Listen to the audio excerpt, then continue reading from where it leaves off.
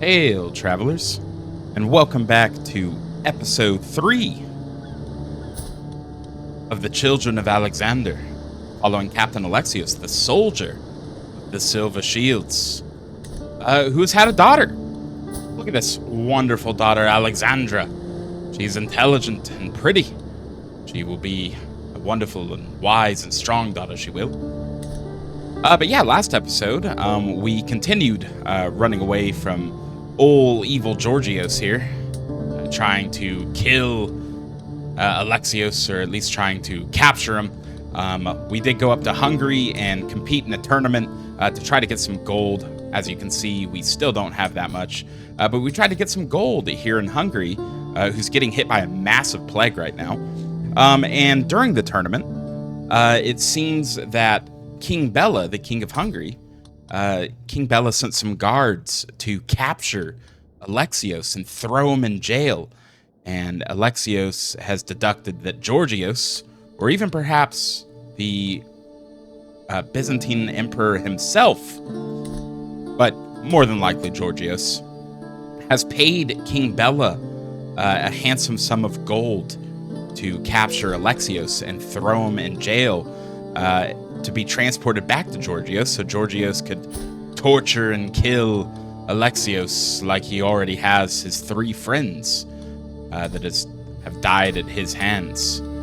But Alexios, being a crafty lad, escaped the prison and realized that he couldn't go back to the prison or the tournament, as it was filled with King Bela's guards. So instead, before Bela got word of Alexios escaping, Alexios decided to bounce, to leave Hungary with his silver shields and go westward, in which we got to the Holy Roman Empire, and have been doing the odd contract here and there, making our way west, just trying to scrape by as much money as we can until we finally got to Genoa here, in which Alexios kind of went on a little splurging spending spree. Being the descendant of Alexander the Great himself, he wanted something to show the world that he has royal blood running through his veins. And what better way to do that than to buy an amazing set of scale armor. Beautifully crafted masterwork armor that gives us really good prowess. And, damn it, there we go. Prestige, a little bit night effectiveness, advantage in hills. So it's really good. The armor is constructed from finely crafted bronze scales that are fastened to a backing of leather. The set includes a spangen helm and an aventail. The whole armor has been decorated with copper inlays, displaying a repeating image of a detailed heart. Beautiful. So now we have 36 prowess, so we are a beefy boy. But yeah, so we are here in Genoa. And we do plan on heading a bit more west here, maybe into France and the newly conquered lands of England. But for now, we still need gold. We still need gold, and we're still pretty low on provisions.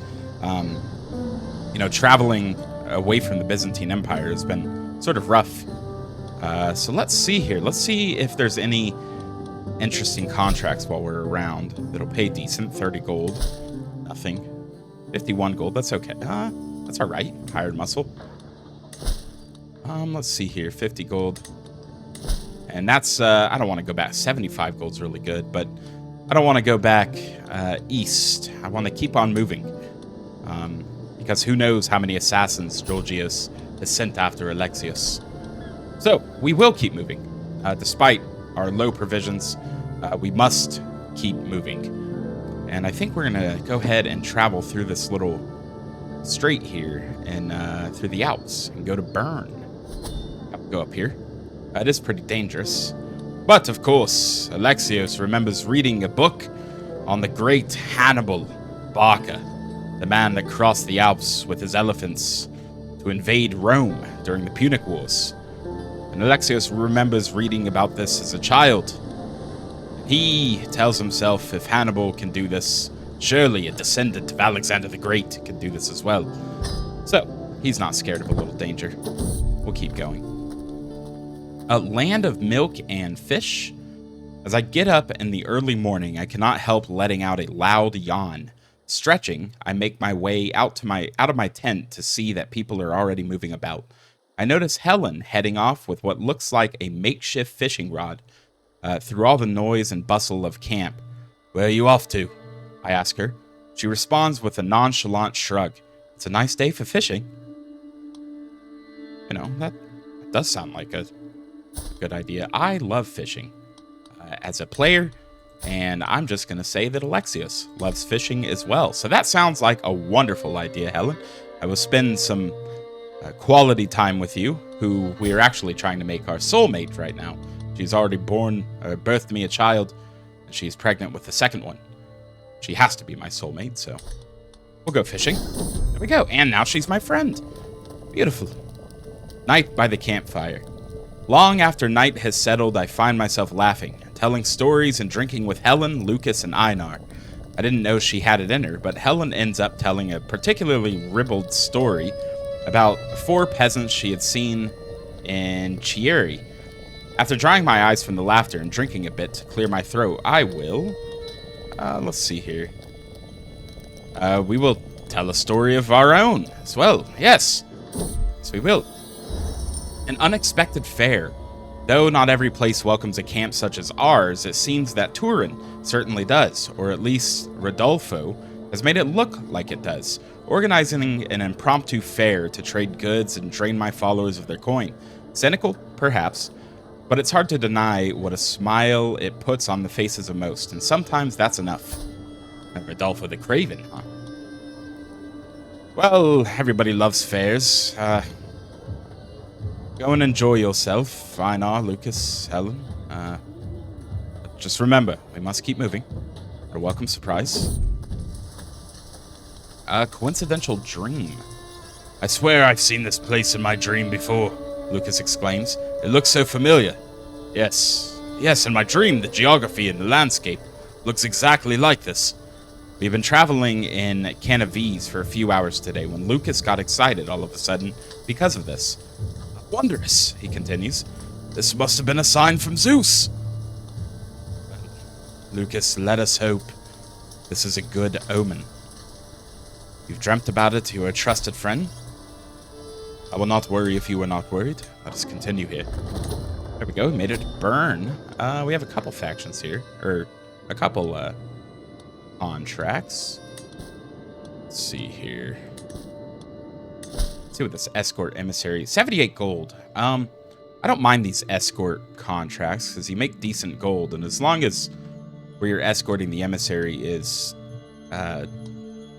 fairly nearby, they're not bad. They're really not bad. So we might go ahead and do that. It's only 39 gold for regular success, but we'll try to get this exceptional success. So yeah, we're gonna go ahead and take this. We'll escort somebody. A delegation from Count Bosun of Oesta saunters through the flaps of my great tent. "Greetings, adventurer," speaks an envoy. "Many are the roads of this world and treacherous. If you will work for Aosta, my liege would pay well for your expertise. I, Sophie, am a most loyal servant of the Count, and it is his words I must carry to Brescia, to the hall of Podesta Guaglielmo. Guide me, protect me, and entrust my missive does not fall prey to prying eyes." Let's see where this is. I mean, that's not that far. We'll be going backwards, but Alexios will tell the rest of his camp that he'll return in a few days. He won't take that long now that he knows the path through the Alps. Yes, Sophie. We will travel together. Swiftly and safely. Let us go then. I'll take off. We'll risk the danger. Let us go. Danger, oh gosh. Treacherous slopes. As we travel through Aosta, I take in the beautiful view from the mountainside. When I steal my eyes away to focus back on the stony path ahead, I realize we have been surrounded by a group of ruffians. A fearsome man, presumably their leader, steps in front of our caravan. "Passing through these mountains, of course ya. Don't care who you are. Anyone passing through my mountains pays." All right, yes, stuttering weenie there, Lietfrid. Well, we will not give easily. No ruffians shall rob me of coin. No, to battle! Yes, we beat the bandits. Easy, easy. Bitten by frost, though. Oh, no. It's been snowing for the past few days, and the cold is unbearable. I look around and see that my entourage is struggling with it as well, so I decide to walk on foot alongside them. After we walk through the snowstorm for another hour, Tiana pulls me aside while shaking. She yelps. Please, my leader, I cannot feel my toes anymore. I order her to take off her boot and have a look at the toe. It's all dark blue already, and at this point it might be too late to save it. Oh, I'm sorry, Einar. Don't get mad at me for your wife getting frostbite. Lucas, I know you have minimal medical training, but it's better than no training. Can you treat her? Hey, successful. Good job, Lucas. Nice. All right. Making a decent physician so far. Let's keep going. A friendly clamor. It's tough to describe what's so appealingly intimate about the low buzz of a camp settling in for the evening. Maybe it's the signature boos and cheers of distant games of dice, the smell of the campfires just starting to be lit, or even the audibly lecturing someone as loudly and confidently as Lord at court. All of this forms a quiet, comforting blanket. I had this problem saying this word before. Familiarity. This is my domain, and these are my people. A small kingdom, but one where I know every sight, sound, and soul. Well, I think I'll take my customary seat at the fire. Yes, it is good to revel with your camp members, your band, keep their spirits high, and I am their leader. I will join my men and women as a leader. Here we go. A band of two. Passing through a back alley in Vigevano, I see a lonely child and his dog sitting in a corner behind a small wall. Here you go, Vala. He tells it as he hands it a small piece of bread, keeping none for himself. Looking at the two, clearly the dog has been taken much better care of than its owner. The kid must be giving it everything he can find.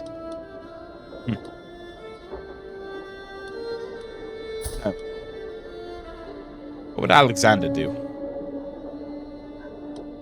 Alexander the Great, he was a great conqueror. May have had to been ruthless at times, but this is just a child. We can spare 5 gold to give him food. Of course. If I am to be worthy and be great, then I must take care of people as well. There you go, child. Feed yourself. A traveling bard. Nice, okay. We were resting along the road in Chiari when a traveling Cisalpine bard happened to pass by. He introduced himself as Vittorio Samariva. One of my guards offered the man a few coins in exchange for some entertainment.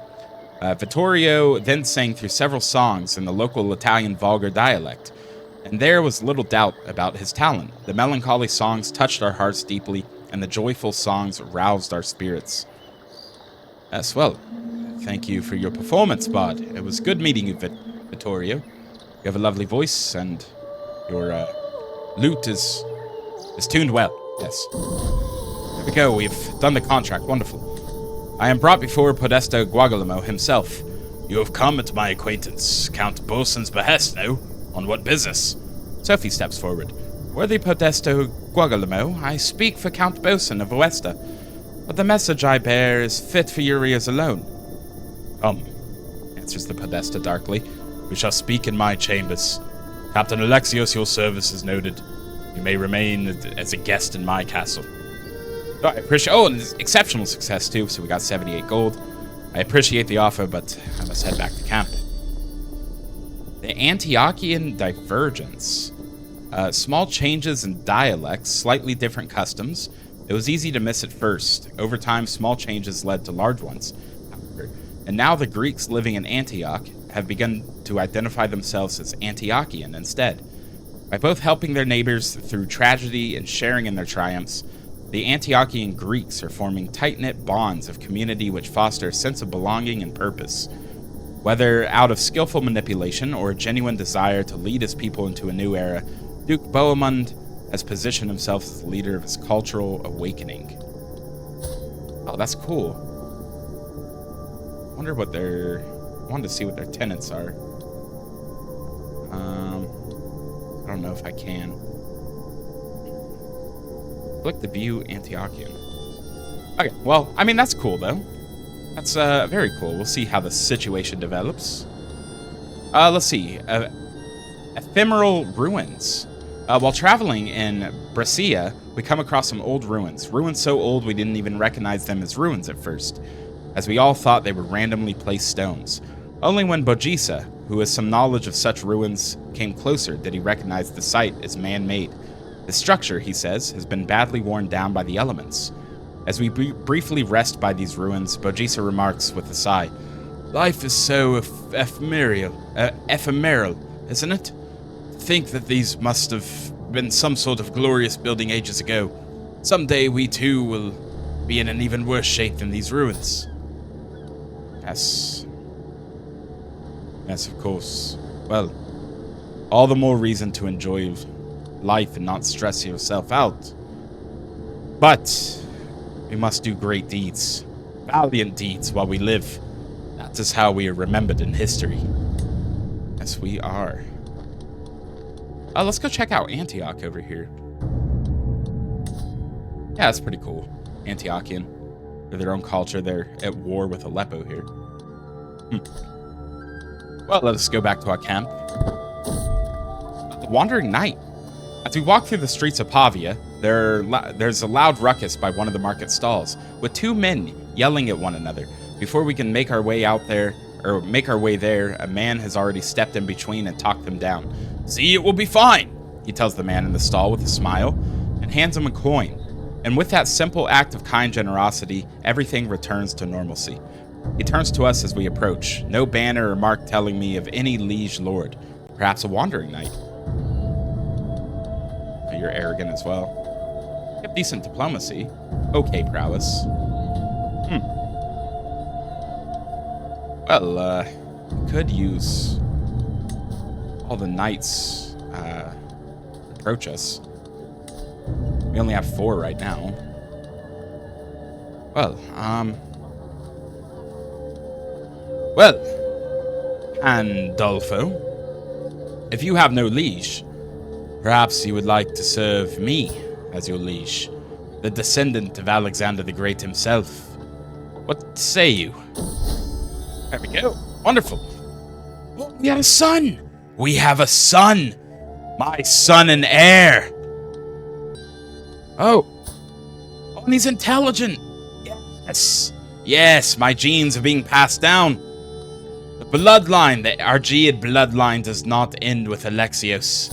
Yes, unfortunately, his father is dead, and his mother is dead, and they had no siblings. So Alexios was the last of his bloodline until he had his daughter and now his son. Wonderful. What should we name him? I mean, we are the descendants of Alexander the Great, are we? So I feel like it would be fitting to name our son and heir Alexander, correct? Yeah. We'll go ahead and name him Alexander. Or should we name him we'll name him the Greek version, Alexandros. There we go. Yes. May you grow to be strong and wise, my son. Oh, beautiful. So now we have Alexandra and Alexandros. Look at my family. I have a little family now. This is great. I have a martial perk. What should we get? Knight effectiveness. Men-at-arms recruitment costs, negative 10% or minus 10%. Maybe we'll go down this tree. I do like getting knight effectiveness, though.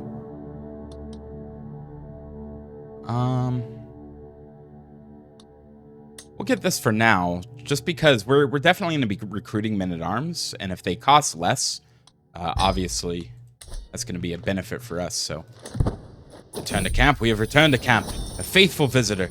The campfire crackles, illuminating a figure entering our circle. He moves with vigor despite the lateness of the hour. hand wrapped around a walking stick. Those standing guard are already intercepting, but I wave them away. Do you have a place for a man of God? He smiles at me, hopefully.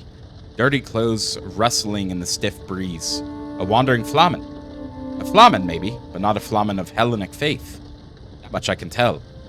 A few of my fellow believers shuffle their feet uncomfortably as they make the same realization. They have really good prowess and really good learning. Gunzelin the Strange, von Kaiberg. Well, perhaps he could join us and fight with us. He obviously knows how to wield a sword. He's a man of his god. He's zealous. Maybe we can convert him eventually, though. But he does seem committed to his faith. But who knows? Maybe he has ulterior motives as well. Maybe he is only coming to try to convert us, as he sees us as heathens. Blasphemous. Well, we will give you a chance. You have 16 prowess. We can make use of you. We will give you a chance, but don't try any funny business, Gunzelin. He agrees to stay a while. Nice. Okay. Well, he won't convert anybody, but he will become our champion. He can't become our champion because he's a monk. I think. That sucks. Well, regardless, maybe he can be our scribe. Let's see here. Is he good at anything? Is he good? Oh, he can be a good personal physician. All right, well, Gunzelin, you can be our physician then. Yes. Yes, you can. You are a mystic. You have a lot of knowledge. Although we disagree in faiths, I do not judge you. So yeah, I'll go ahead and appoint a Gunzelin there. Sorry, Lucas, you're still my caravan master and my second, so... There we go. All right, and we return back to camp here. Ambush Traveler. Ooh, there's a stand with us contract. What is this? Let's see here. Oh my gosh, you have 12,000 men? I don't think you're winning, buddy. Maybe we can offer him military service. For military service, 25 gold. 25 gold for that? I don't think that's worth it. We'll go ahead and make a request from Count Bosun here. We could get men-at-arms. More men-at-arms. More men-at-arms is always good.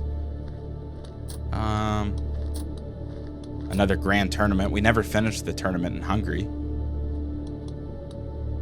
Let's go ahead and get a men-at-arms for now. Let's see what it is.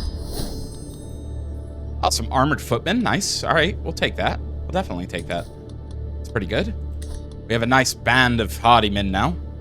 Let us keep going then. Support a faction. Protect the innocent. Yes, let us keep going. Let's see here. We will go ahead and enter France. Oh yeah, run low past this point. We are very low on provisions. Maybe we should do a contract. Let's see, protect the innocent. How much does that give? 54. It's pretty good. 500 provisions. Yeah, we'll do that. We'll travel a bit south. Sure, yeah. Yeah, we'll go ahead and do that. Travel to accept. Brewers of Fame. Passing by Lausanne, we knew we had to see its famous Abbey brewery. As soon as we enter the building, we see a group of people being served by a small table by the door, while monks are carrying out their work in the back. After waiting for the previous group to leave, we finally get some drinks handed out to us. I swirl it slightly in my hand and smell the distinct aroma of ale wafting up through from the cup. Seeing everyone else trying it, I finally give it a go myself. Well, this is wonderful. No wonder it's so well known. Fortunately, I don't have the gold to bring any home, but I will remember this place. Yes, I will. Oversleeping. Yesterday, our travels in Lausanne were rather grueling, and I was so exhausted that I overslept. The rest of my entourage didn't want to wake me up, saying they worried that I would not be in the right state of mind if they didn't give me enough time to rest. That brew was very good, but perhaps it got me a little too drunk. Could be a bit hungover, but I will be careful not to oversleep again. We must be diligent, especially with Georgios after us. True aim. Teeming with all manner of wildlife, Opizno and I agree that Belly would be a splendid place to go on a hunt. While we don't have time to stay for a proper outing, as we traverse the area, I spot a pristine wild rabbit at the edge of the forest. It has peculiar markings on its fur, and I motion to Opizno to survey the animal. As he spots the rabbit, he grins. What would you say to a friendly wager, leader? Whoever strikes that pristine fellow with an arrow wins. Ha ha ha. Well, sounds like a deal to me. Yes. I will show you how it's done. There we go. Trinket gained. Lucky rabbit's paw artifact. Truest aim. Rabbit in sight. We both slowly but purposely move closer to the rabbit, taking aim for its tiny body as it gnashes away a piece of straw. I pull my string and release as the arrow goes straight into the animal's body. The sudden impact launches it a few paces, then the tiny body slumps down on the ground motionless. I roar in triumph, and Opizno joins me in my cheer. Nice shot, he cries, as I dart forward to pick up the trophy. Yes, nice shot. Now, give me gold. Haha, I beat you. Let's check out this trinket real quick. Ooh, more prowess and prestige. 38 prowess now. Protect the innocent. All right, here we go. Animals, thugs, and ruffians. The mere thought seems to be enough to disturb Countess Beatrit's demeanor. The common people of the county are so agitated, I fear they may rise in arms any moment now. Those with young families have been rebuking my officers, asking why we have not protected them. Well then, of course there's no time to waste then. No time at all. An 80% chance. Animal attack? Wild animals come to our camp last night while we were in VIET. No one was hurt, but they did ransack some of our food supplies. Oh, that's not good. Damn. Must buy supplies from the locals. Yeah, I don't want that. Yes. We'll buy supplies from the locals and keep on better guard against these damn animals. Let's see here. Okay, so we have an 80% chance. Of course, there's still the murder scheme by Georgios himself. Let's get this contract over with. Plenty in common. Oh, nice. Helen and Lucas, my friend. My wife and my friend are getting along. This is good. I'll encourage the friendship. Overbearing leader? Well, I tried. But not overbearing enough to dissuade Mistress Helen from being my soulmate. When Mistress Helen suggested a hunt, I did not hesitate to organize one. I would do anything for a mere glimpse of my sweetheart. I am stalking through the underbrush, my page at my heel and my hound just ahead. It seems as if it has found a trail. Then suddenly, my concentration is shattered by a woman's scream. Oh, no, Helen. I'm coming for you, my love. Nice. Within what must have been a minute, but felt like an hour, I reach a clearing. Helen is on the ground before me, disheveled and weaponless. Opposite her, and just about to strike, stands a huge roe. My arrow strikes true, and the beast falls to the ground. For a moment, all Helen could do is stare, but then she stumbles forward towards me and throws herself into my arms. Yes, Helen. You have given me 2 beautiful children. I won't let anything happen to you, Helen. I need you, my love, right here, now. What? She's my soulmate now. We'll be together forever. His childhood love interest. Good job, Alexios. Good job. We gained a level of fame, too. People know us more. We do have enough advantages here to complete the contract. There we go, 54 gold. 3, 4, and there goes the 5th row this morning. I put the corpse down in the cart, right in time for Countess Beatritz to arrive with some of her servants. What a magnificent job, she applauds. No more murdered cattle, no more lost children. Here, have your payment. And if the common folk complain once again, I know who to call for. Well, thank you, Countess. I'll be on my way. Ah, there we go. Okay. So we have a little bit of gold now. Scheme at camp. Lady Theodora is scheming against me. Yes, of course she is. She is helping the coward Georgios try to murder me. Of course she is. Those cowards. Not even in their empire. I pose no threat to Georgios that he knows of. And they're still trying to murder me. Well, soon I will have your head, Georgios. And your wife will be thrown in prison, where she belongs. We will let the traitor be known to all. Yes, those cowards. She's pregnant, too. Georgios is about to have a son. Fortified knowledge. The high altitude and the brisk air of Geneva has a very refreshing quality as we traverse the local hill fort. The soldiers in the valley below appear to be practicing some rare type of training technique I haven't seen before. I move in closer, failing to restrain my curiosity. While doing so, I am approached by the local captain, Gualame. Would you like to join in, my lord? Of course, I am the descendant of Alexander the Great, and I am always up for a challenge. Yes! Oh, nice, we're a rough terrain expert. That is pretty good. Means to an end. I sit by the central fire pit, letting the sound and smells of the camp wash over me. It's different from a life within the safe walls of a palace, so very different. The freedom is easy to enjoy, no obligations, no counselors yapping, no dignitaries to entertain, none of the downsides of the trappings of power. Yet these freedoms are dearly purchased. The constant scraping for survival within wears thin. Increasingly, every night I yearn for a proper bed. Well, it does not matter. Soon I will have a proper bed. Soon I will have a home. My rightful home. Georgios has usurped. My home is Thessalonica, Macedonia, the place in which the Great One, Alexander, was born. That will be my home soon. And I will claim it in the future. Yes, I will. Alright, so we've arrived back. We have some gold here. I think we will maybe build up our camp a little bit. Let's see what we can build with the roaring campfire.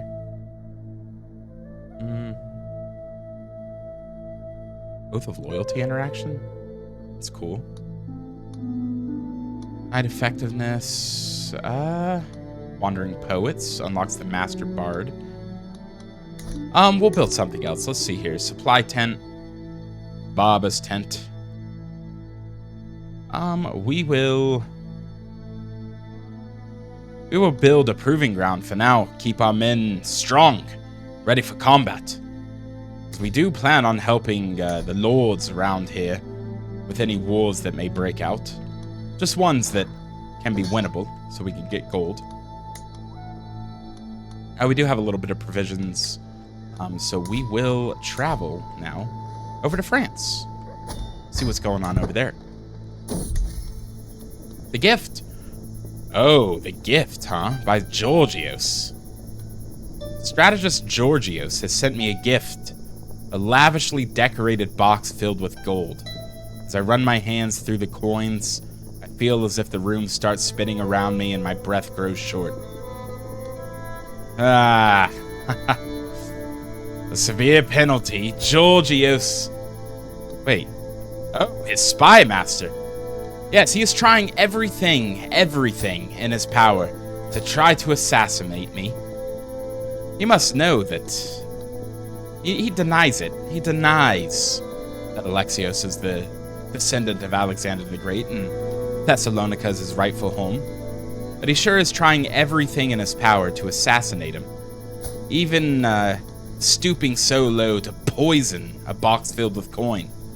That coward, I may not be feeling well now, but do not worry, you won't be feeling well when your head is lost. Alright, contracts. Okay, let's see here. Oh, there's a pretty big plague breaking out right here. We should move a little bit more. It seems like it's spreading. We'll go ahead and visit the castle holding for now. And see what contracts are available from the town crier. With my boy, my big boy here, Einar, accompanying me. Let's see here. Go to the town crier. Righteousness, huh? Yeah, we could do that. We can do some righteous work. Try that. Oh, and we need supplies really bad. We'll buy supplies. I don't want to, but we will. Here we go. Good amount now. Let's see here. Hunt criminals. Could hunt some criminals. 34 gold. 35 gold. Those are some pretty cool contracts, actually. So yeah, I think we're going to hunt another criminal. A duel. So we're going to move away from the plague. We're going to go down here. Here we are. We've made it. And yeah, let us hunt more criminals. What is this one? 75 gold. And I think after that, we'll escort this emissary. Are they in a war? Oh, they are. Oh, we could join this. Maybe.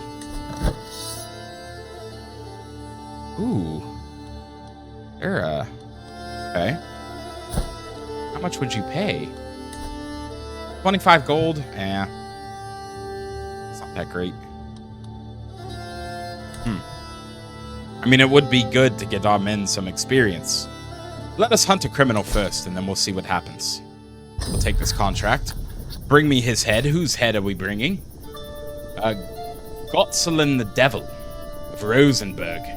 He's a vengeful, arbitrary, and sadistic fellow. Very good at organizing. And he's a bandit. He likes to rob people in the streets. Well, Countess, Mahat the Bold, we will bring you his head. Yes, we will. Smaller group travels faster. He has gone everywhere. Oh my gosh. Hopefully we run into him soon. There he is. We meet Gotzelin the Devil in the darkling forest of Bourbon. The silver shield spread out towards and around his own little band of ne'er-do-wells, all of us tensed and ready for bloodshed. Would that we hadn't met under such inauspicious circumstances, Alexios, for I have no quarrel with you. Opines Gotzelin. Alas, I fear you intend to follow your duty to its bitter end. Gotzelin's group is clearly outnumbered, but they seem resolute nonetheless, willing to defend their leader or die in the attempt. Well, it seems we won't have a duel, Gotzelin. Yes. We will signal an ambush. Attack them! Ooh, that was a quick victory. Yes, good. I toss his head on the floor. Job well done. Beautiful. I could get used to hunting criminals. Contract, easy contract. It's a passion. Rounding a little cluster of tents as I leave my pavilion, I come across a gaggle of followers, having dinner around a small hearth. Curiously, both Bajiza and Opisno are among them, neither of whom particularly enjoy one another's company. Before I have time to ponder such a strange quirk of seating, Opisno mutters something inaudible, only for the whisper to send Bajiza into a blind rage. With a flash, a weapon is drawn and blood is about to be spilled. Oh, come on, guys. We don't need to be fighting in our camp. We all have the same goal. I am your leader. Put down your swords. We'll intervene. Yes, I put a halt to this. There we go. I think we might help with this war. If anything, just to get our men a little bit of experience. Let's see here. It's only 25 gold, though. Maybe I'll get more for some sieges or something. Yes, we will offer military assistance. We heard you're in war. Let us help. There we go. Good. We will raise our men. All right, men. To battle. Let us be off. Let's see here. We will go and meet this army down here. As fast as we can. We will siege. There we are. Lay of the land. None in my camp are intimately familiar with the terrain in Limousin, and such lands are not to be trifled with. It is for this reason that I find myself standing in front of a local guide, bartering for services to be rendered. It's no joke out there, he offers, drawing air through gritted teeth, a theatrically worried gesture. You'll need either these maps or my services. I can tell you that for free. He's right, but there's something about his demeanor that makes me hesitate. Well, 50 gold. I mean, that's pretty good. Provisions, capacity, 10%, travel speed, travel safety. Alright. We'll buy your maps. Yeah. We'll buy your maps. Sure. We'll do it. A strategical impasse. I'm sitting around the map table with Einar and Opisno, discussing our strategy for the ongoing war. Einar bangs his fist on the table and loudly proclaims we should charge the enemy directly and crush them with the sheer might of our armies, while Opisno sits back and patiently advocates for us to secure critical locations and wait for the enemy to come to us instead. It is my right to decide our ultimate course of action. Well, I know a way we can employ both strategies. We do secure critical locations and wait. Once the enemy shows its weakness, we will charge them down and crush them. And Einar, you will be in the vanguard, leading this charge. Employ both strategies. An unexpected visit. I've arrived at my darling Helen's tent, unseen and unheard, with longing in my heart and my loins. I slowly make my entrance. Mistress Helen is seated, writing furiously. When I clear my throat, she jumps out of her skin. She quickly stuffs a roll of parchment into her pocket and turns towards me with an uneasy look upon her face. Interesting.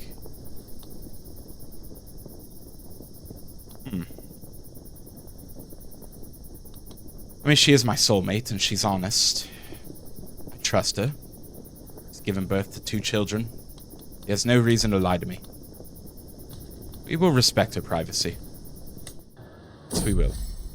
Gesture of appreciation. A mischievous smile is playing on Mistress Helen's lips.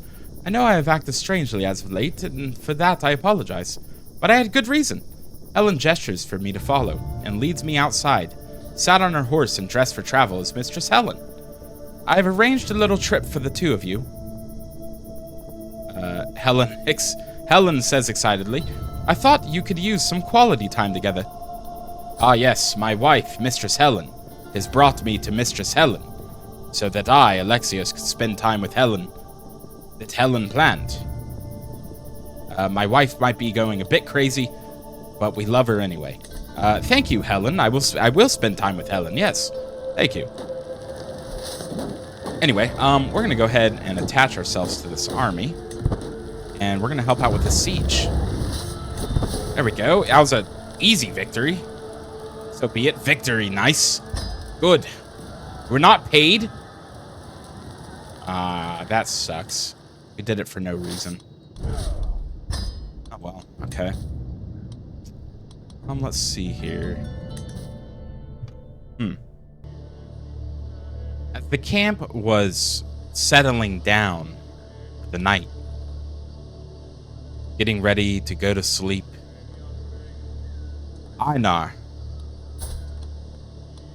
let Alexios know that he saw a torch in the distance, approaching the camp. Alexios told his men to get ready. Perhaps it was another assassin sent by the coward Georgios. But when the torch got closer, it revealed a face.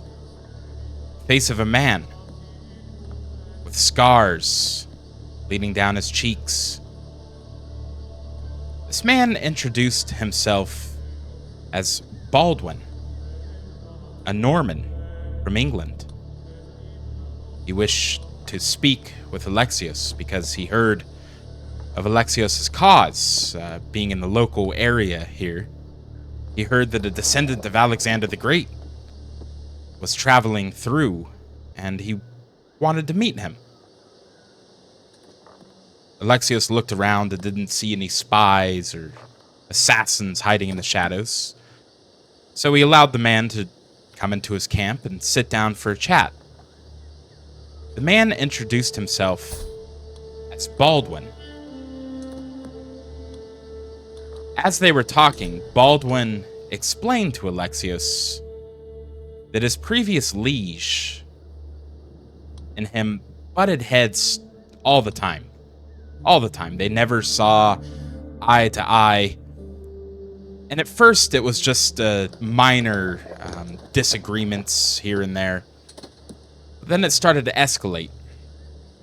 Escalate to the point to where his previous liege started doing more. Taking away resources from him and his men. Apparently, he's a captain of about 150 men. And his previous liege started taking away resources from them during fighting rebellions and during wars, basically purposely trying to bring down Baldwin and his men.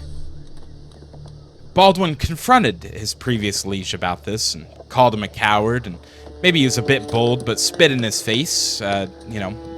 Most knights wouldn't go that far to spit in their lord's face, but he did, in front of everybody. He explained that his previous liege was a coward and didn't do anything right there, so he was afraid of Baldwin. But as he was explaining more, he said that his liege told Baldwin and his men of a bandit uprising in the south of his land, and told Baldwin to take care of those bandits. Baldwin, still being a knight and still being indentured to this lord, agreed and went south with his men to meet these bandits, only to be ambushed by none other than the rest of the army of his liege. It was a suicide mission. He was set up. Baldwin was set up by none other. He mentions his name. Count Harskuit of Nantes. Count Harskuit's army ambushed Baldwin and his men, and they fought in a bloody battle. But luckily, Baldwin was able to escape, and his men, unfortunately, were captured and now are being held prison in Count Harskuit's land. Again, he says about 150 of them. Hearing about Alexios' cause, Baldwin has told Alexios that if he helps, if Alexios helps Baldwin in his mission to get vengeance upon Count Harskuit and rescue his men, that he will be loyal to Alexios' cause in reclaiming his rightful land in Thessalonica, and that him and his men will fight alongside Alexios. Alexios pondered this thought for a while, but ultimately decided to agree, as it seems that Baldwin would be a very capable knight, and obviously having 150 more men at Alexios' disposal, Alexios couldn't deny that offer. So he had Baldwin join his camp, and we plan on fulfilling Baldwin's request and taking vengeance upon Count Harskuit and rescuing Baldwin's men who are captured here in this coward's land. And yeah, if we are successful at this, Baldwin and his men will be loyal to Alexios. Let's take a look at Baldwin here. He is a vengeful man, of course, after hearing what his liege has done to him. He wants nothing more than vengeance. He is a just man. He believes not only what he's doing is vengeful, but it's also just, as he thinks there's a fine line between vengeful and just, and both can be the same. And he's also a temperate man. He likes things in moderation. He doesn't over-splurge. He is hale. He's pretty strong, and of course, from all the battles and being a veteran knight, He is one-eyed, and he is scarred. And he is a formidable banneret. Baldwin led troops and fought bandits even before his majority battle-hardened into a determined combatant. So Baldwin has joined our camp, and like I said, we do plan on fulfilling his request and taking vengeance upon Count Hosquit of Nantes, the coward. So I think that's what we're going to do now. We are going to slowly make our way back over here and think of a plan to take down this count, rescue Baldwin's men. Now with that, we are going to save that for the next video. I hope you guys enjoyed this one. It seems we are getting more followers. Alexios' name is getting a little bit bigger, and a little bit more people are hearing about the descendant of Alexander the Great.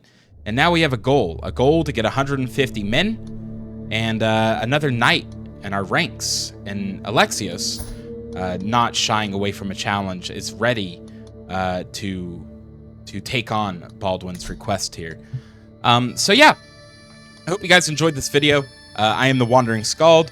Please like and subscribe if you enjoy this content, and leave a comment below letting me know what you think of Baldwin and our new mission here, rescuing his men.